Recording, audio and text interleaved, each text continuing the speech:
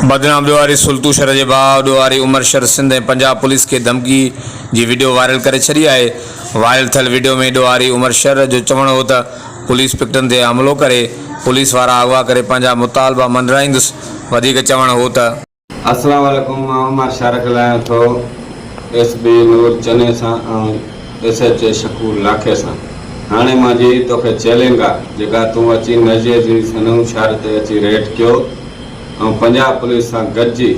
हाणे मां जी तोखे चैलेंज आहे हफ़्ते जी ॿी जी न ताईं महीनो आख़िरी दंग थी SB नूर चना घोटकी मां सां अॻे बि तूं ज़ुल्म कयो, वरी अञा बि असां बर्दाश्त कई, तूं चुप न कई। हिकु सिपाही मुई ॿ मुई वरी अञा अॻियां क़दम खयो थी। हाणे मुंहिंजी चैलेंज थी, मुंहिंजो वाइदो आहे शकूर लाखे खे छॾ लूसिया SB नूर चने खे मां चवां थो घोटकी SB नूर चने खे मां चवां थो। हाणे मुंहिंजी चैलेंज थी होशियारी कर पंहिंजनि चौकियुनि ते, पंहिंजी हुकूमत ते, पंहिंजे सिपाहियुनि ते, जेके बि चौकियूं थी पंहिंजी होशियारी कर। मुंहिंजी चैलेंज थी हफ़्ते ॿी जी न ताईं महीने ते जंग थी, महीनो परे थी, पर मां SB खे चैलेंज ॾियां थो। मां पंहिंजा सामान वठंदो मां ऐं जेको अॼु रेड कयो आहे पंजाब पुलिस सां गॾिजी अची सनू शहर ते शकूर लाखे माना सिंध पुलिस पंजाब पुलिस गॾु आहे। असां हर भरू चवंदा आहियूं हे मुतालबो कयूं, हे सिंध जी आहे, हो पंजाब जी आहे।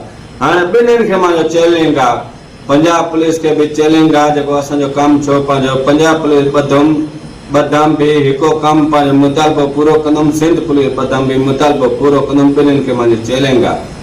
दोस्तो नूर चना होशियारी कर, SB नूर चना घोटकी होशियारी कर। मुंहिंजे ॿिन्हिनि खे चैलेंज आहे, पंजाब पुलिस खे बि चैलेंज आहे, सिंध पुलिस खे घोटकी पुलिस खे बि चैलेंज आहे। भगवड़ तुम हाणे ॿई मां जेका हिके जा आहिनि जेके तव्हां चवंदा न हो घोटकी आहे हो पंजाब आहे, हाणे ॿिन्हिनि खे मुंहिंजी चैलेंज आहे वठंदुमि। जेके मूंखे कुता हथ या बंदी लड़काईंदुमि हीअं डंडा मथे कंदुमि इन कुतनि जूं।